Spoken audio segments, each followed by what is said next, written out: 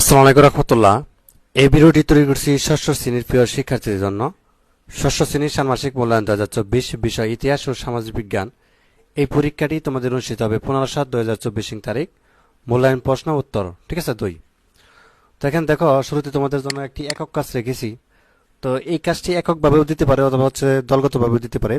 খুবই খুবই গুরুত্বপূর্ণ প্রশ্নটি অবশ্যই দেখবা, ঠিক আছে।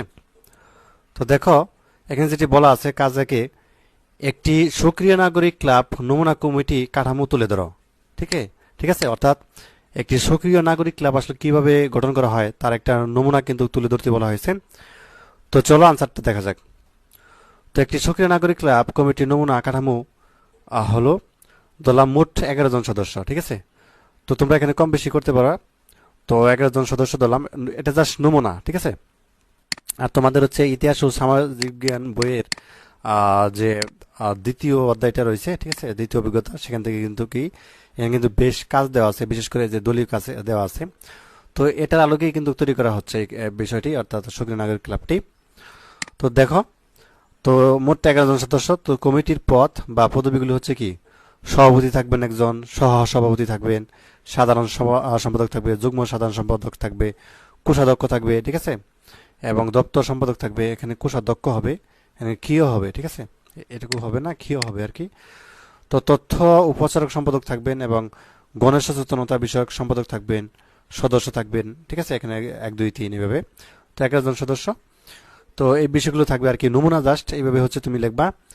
তো তারপর দেখো যে সক্রিয় নাগরিক ক্লাবের কমিটি নির্বাচনের জন্য নির্বাচন পরিচালনা কমিটি শিক্ষার্থীদের মধ্যে থেকে কারা নির্বাচিত করতে আগ্রহী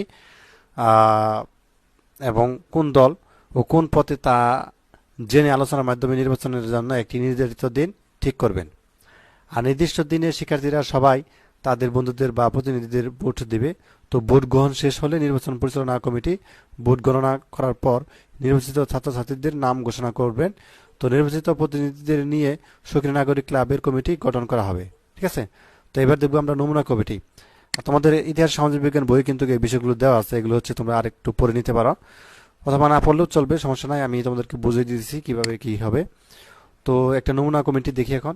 তা আগামী 1 বছরের জন্য সক্রিয় নাগরিক ক্লাব এর অনুমোদিত পূর্ণাঙ্গ কমিটি হলো, যেমন সভাপতির নাম দিবা, ঠিক আছে, তোমাদের যারা সদস্য থাকবে সক্রিয় নাগরিক ক্লাবের জাস্ট তাদের নাম দিবা। এখানে উদাহরণস্বরূপ রবিনের নাম দেওয়া আছে, তুমি হচ্ছে তোমার সদস্যের নাম দিবা। সভাপতি যে তার নাম দিবা, সাধারণ সম্পাদক তার নাম দিবা, যুগ্ম সাধারণ সম্পাদকের নাম দিবা, কোষাধ্যক্ষ নাম দিবা, দপ্তর সম্পাদকের নাম দিবা, তথ্য প্রচারক সম্পাদকের নাম দিবা, গণেশ সচেতনতা বিষয়ক সম্পাদক তার নাম দিবা। তো তারপর হচ্ছে বাকিগুলোর নাম দিবা, ঠিক আছে।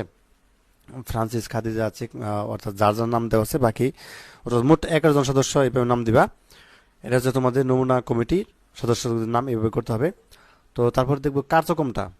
তো কার্যক্রমটা কি হবে, তো নতুন কমিটি ঘোষণার পর কমিটির সদস্যরা তাদের প্রথম সভা ও কর্ম পরিকল্পনা ঠিক করার জন্য একটি তারিখ করবেন, ঠিক আছে। তো সবাই কমিটির সদস্যদের পাশাপাশি সাধারণ সদস্যরাও অংশগ্রহণ করবে। সবাই বিভিন্ন পরামর্শ দিবে এবং যে কাজগুলো বেশি সমর্থন পাবে তার তালিকা তৈরি করে তা অনুযায়ী কমিটি তার কার্যক্রম শুরু করবে। তো এইভাবে হচ্ছে একটা সক্রিয় নাগরিক ক্লাব হচ্ছে গঠন করতে পারো, ঠিক আছে। বিশেষ করে যে কমিটি যে নির্বাচনটা, কারা সভাপতি, সহসভাপতি, সাধারণ সম্পাদক, যুগ্ম সাধারণ, এইভাবে হচ্ছে সিরিয়ালভাবেও তোমাকে লিখতে হবে, ঠিক আছে। এটুকু হচ্ছে খাতায় লিখে নাও, বিশেষ করে যেটুকু খাতায় লিখে নাও। এইভাবে হচ্ছে তোমাদেরকে নির্বাচনের পদ্ধতি হবে। আর কার্যক্রম কি হবে, প্রথম দিনের এই কার্যক্রমগুলো হবে, ঠিক আছে। তো যা হোক, এটি হচ্ছে তোমাদের দ্বিতীয় অধ্যায়ের যে প্রশ্ন সেটি। তো এবার হচ্ছে তোমাদের জন্য আরেকটি প্রশ্ন রেখেছি, দেখো যে কোথায় কি ধরনের নিয়ম রয়েছে, ঠিক আছে। এরকম একটা প্রশ্ন কিন্তু তোমার বইয়ের মধ্যে দেওয়া আছে, আসলে কোথায় কি ধরনের নিয়ম রয়েছে।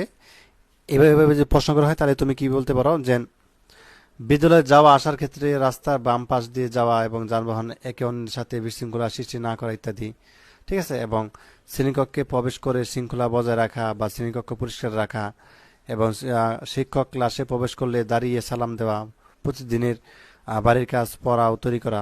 তো এগুলো নিয়ম রয়েছে। এবং তারপরে যেটি রয়েছে, একজন মানুষ তার জীবনের সবচেয়ে বেশি সময় কাটায় পরিবারের সাথে, তাই সেখানে অনেক নিয়ম কানুন আছে, যেমন পিতামাতার কথা মতো চলা, বড়দের শ্রদ্ধা করা, ছোটদের স্নেহ করা, পরিবারের সদস্যদের কাজে সাহায্য সহযোগিতা করা, ঠিক আছে।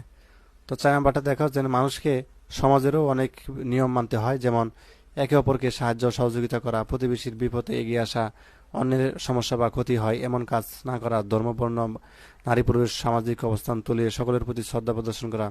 ঠিক আছে? তো 5 নাম্বারটা দেখো, একজন শিক্ষার্থীর প্রধান অনুসরণীয় নিয়ম হলো প্রতিদিনের প্রতিদিন শেষ করা এবং পড়াশোনা ফাঁকি না দেওয়া। তো এই নিয়মগুলো কিন্তু রয়েছে, এছাড়া অন্যান্য অনেক নিয়ম আছে, নিয়মের শেষ নেই। তো এই হচ্ছে, তুমি কমসে কম 5টি নিয়ম লাগবা। ঠিক আছে? তো 5টি নিয়ম লাগবা যদি পরীক্ষার মধ্যে আসে, কোথায় কোন ধরনের নিয়ম আছে এরকম তোমার জানা মতে 5টি নিয়ম লেখো, এরকম ভাবে হচ্ছে লিখে দিবা। আর এই সক্রিয় নাগরিক ক্লাব কিভাবে গঠন করা হয় এটা অবশ্যই অবশ্যই শিখবা। এটা কিন্তু একক কাজ এবং দলগত কাজ উভয় থাকতে পারে। তো আশা করি বিষয়টি বুঝতে পারছো।